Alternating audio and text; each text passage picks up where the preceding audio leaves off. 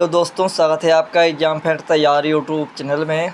दोस्तों, आशा करते हैं आप सभी मस्त, ज़बरदस्त और शानदार होंगे। दोस्तों, आज हम बात करने वाले हैं RRB NTPC mini mock test की। और यहाँ पर हम आज जो मिनी मॉक नंबर 2 है हमारा स्पेशल जीएस वाला। ठीक है दोस्तों, तो यहाँ पर आप सभी देख सकते हैं टोटल नंबर ऑफ क्वेश्चन 40 और जो टाइम अवेलेबल है वो 15 मिनट है हमारे पास। आइए देखते हैं कि आज का हमारा स्कोर क्या रहने वाला है। लाइव मॉक टेस्ट आप सभी के लिए यहाँ पर हम लगा रहे हैं, तो देखते हैं अपन लोग कि आज का स्कोर क्या रहने वाला है। वर्ष 1675 में गुरु तेग बहादुर को मृत्युदंड के लिए कौन सा मुग़ल शासक उत्तरदायी था?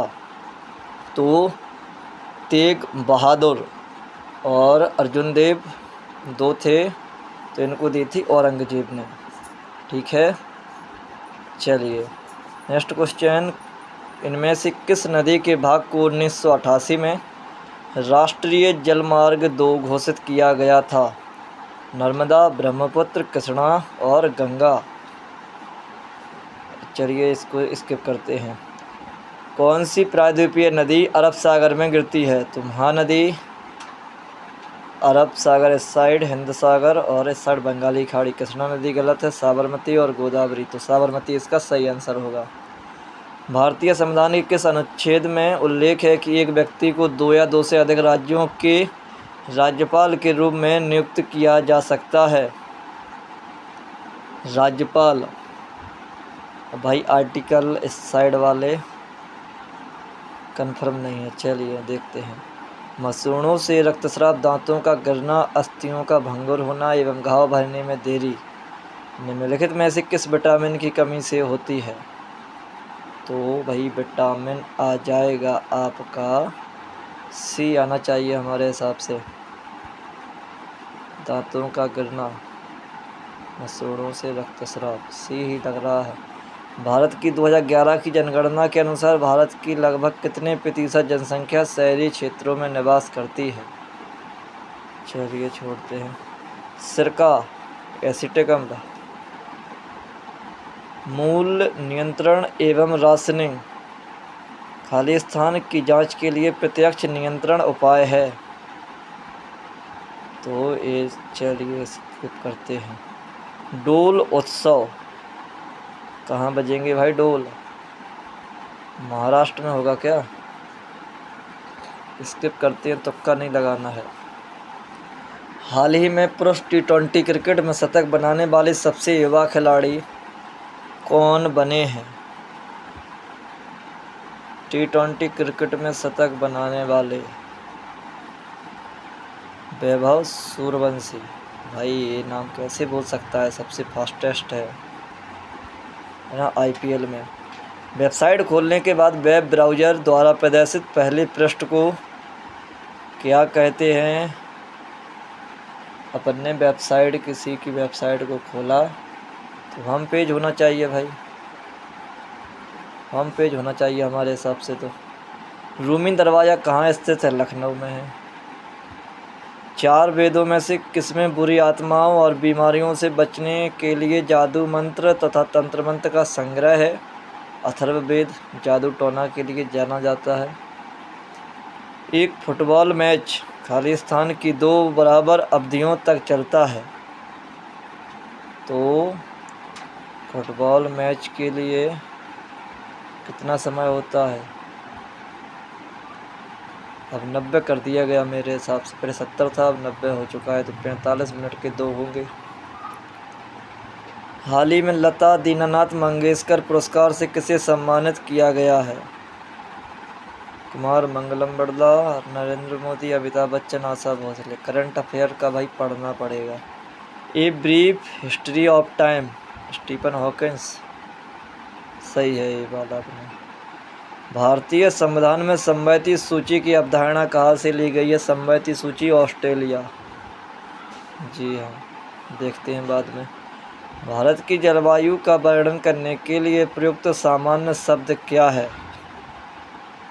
तो कैसी जलवायु है भारत की?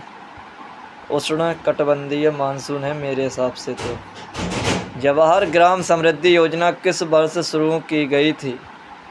जवाहर ग्राम। चलिए नेक्स्ट देखते हैं। कौन सा विश्व का सबसे बड़ा पुष्प है? रेफलेशिया। बिना अनुमति की संसद से कितने दिनों की अनुपस्थिति के बाद कोई संसद अयोग्य हो जाएगा? तो 60 दिन बाद, 2 महीने तक। निम्नलिखित में से कौन सा पौष्टिक तत्व अस्थि एवं दांतों के निर्माण एवं मजबूती के लिए आवश्यक नहीं है? तो भाई कैल्शियम, फास्फोरस, फ्लोरीन नहीं होना चाहिए। अब इसमें कन्फ्यूजन है फ्लोरीन और आयोडीन में, तो फिर वो वाला विटामिन सी वाला की जगह विटामिन डी आएगा क्या? पता नहीं है। इसमें फ्लोरीन ही लगा देते हैं। कैल्शियम फास्फोरस तो है ही, आयोडीन भी हो जाएगा, फ्लोरीन नहीं होगा। हाल ही में रम्माण उत्सव 2025 कहाँ मनाया गया है? पता नहीं भाई। रऊफ, जम्मू कश्मीर। चलिए, हाइड्रोपोनिक्स क्या है? मृदा विहीन पादप संवर्धन, पादप में कलम और सब्जियों का अध्ययन, जल संरक्षण। तो सी और डी ऑप्शन तो हट जाएंगे। अब बचे ए और बी। तो भाई हाइड्रोपोनिक्स मेरे हिसाब से ए जाएगा। ए और बी में तुक्का खेलेंगे तो। जनगणना 2011 के अनुसार दशक के दौरान जनसंख्या वृद्धि कितनी रही है? चलिए, जनसंख्या के काफ़ी प्रश्न आ रहे हैं। संविधान में लोकायुक्त का क्या अर्थ है? इसे लोकपाल भी कहा जाता है। कन्फर्म नहीं है ये वाला। कंप्यूटर पर लिखित लिंक्ड जानकारी के संग्रह को जो इंटरनेट के माध्यम से उपलब्ध होती है, खाली स्थान कहा जाता है। संग्रह को कहेंगे अपन लोग संग्रह, वेब स्टोर। 1867 में मुंबई में प्रार्थना समाज, आत्माराम पांडुरंग, प्रार्थना। चूहे मारने का जहर किस रासायनिक पदार्थ से बनता है? और एथाइल आइसोसाइनेट, पोटेशियम साइनेट। हाल ही में महिला सशक्तिकरण के लिए आदि शक्ति अभियान कहाँ शुरू किया जाएगा? कंफर्म नहीं है। एसबीआई की स्थापना वर्ष 1955, लेकिन यहाँ पर है नहीं। एसबीआई, भारतीय स्टेट बैंक। अब भाई ये तो कन्फ्यूजन में चला जाएगा यार। 1955 इन्होंने, पता नहीं, नामकरण हुआ होगा लेकिन कंफर्म नहीं है। 1951 है, 1851 है। तो देखते हैं इसमें से क्या होता है। अब इसको छोड़ना ही पड़ेगा भाई। 2.5 दिन का झोपड़ा निर्मित कराया था तो कुतुबुद्दीन ऐबक ने। Next question. हाल ही में चर्चित चेंज E7 मिशन किस देश का है? चांग E7। तो चांग मिल जाएगा अपन को चीन में। प्रांतीय स्वायत्तता को भारत सरकार अधिनियम खाली के तहत वर्णित किया गया था। तो प्रांतीय, केंद्र और प्रांतीय सरकार के तहत वर्णित किया गया था। कन्फर्म नहीं है।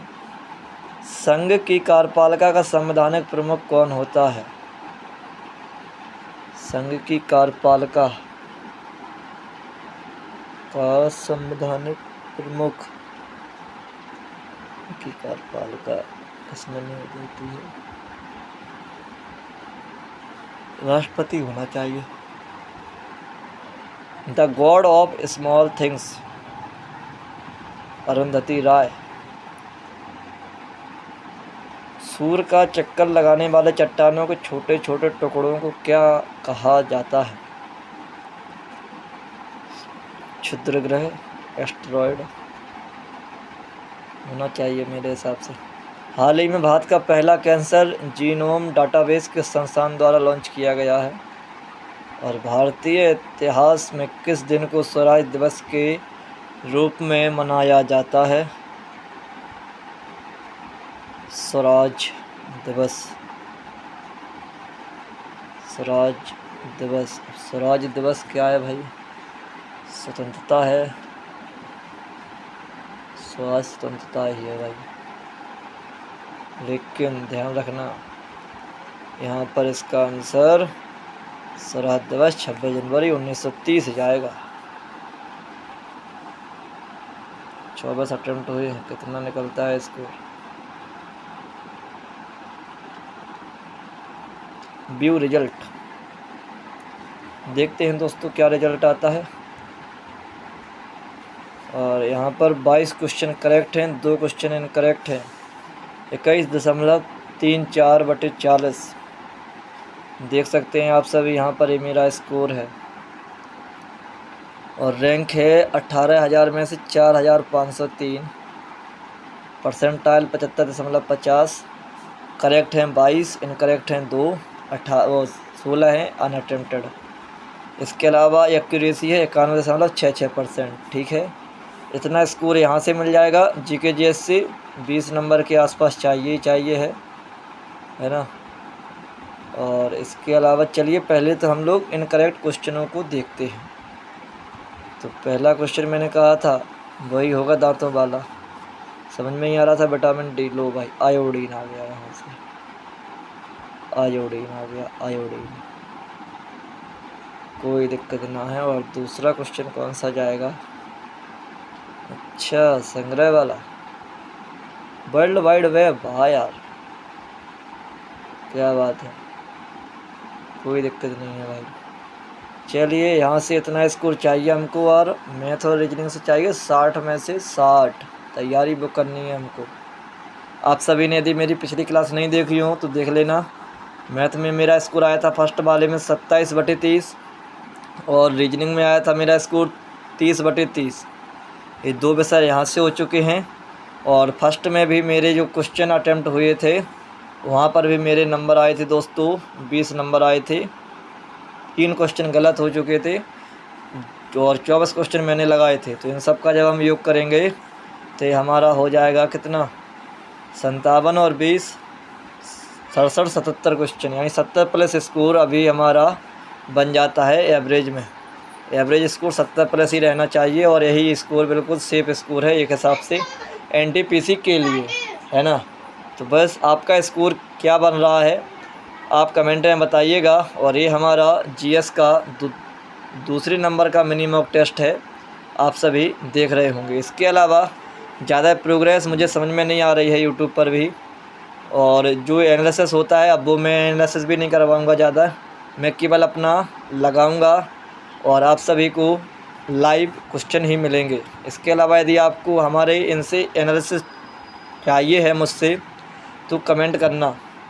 जब तक 8-10 कमेंट ना आ जाएं दोस्तों एनालिसिस के, मैथ और रीजनिंग के, तब तक आपके पास अब एनालिसिस की वीडियो आने वाली नहीं है मैथ और रीजनिंग की। क्योंकि देखिए एक घंटे का समय लगता है 30 क्वेश्चन को हल करने में, चाहे वह है मैथ के क्वेश्चन हो या फिर वह है रीजनिंग के क्वेश्चन हो। आप सभी को समझ में आ ही रहा होगा। और फिर क्वेश्चन लगाना अलग बात है, इसके बाद आप सभी को समझाने के लिए काफ़ी ज़्यादा उसमें एक क्वेश्चन में लगभग 5 मिनट के आसपास या 2 मिनट के आसपास चले ही जाते हैं। इस हिसाब से उसमें समय भी काफ़ी ज़्यादा लग जाता है। तो बस जो सेट है हम ओनली इन्हीं को लगाएंगे, वो भी आप सभी को लाइव में दिखाकर। आशा करेंगे कि आपको हमारी यह वीडियो बहुत ही अच्छी लगी होगी। इसी के साथ हम अपनी क्लास को विश्राम करते हैं। जय हिंद, जय भारत दोस्तों।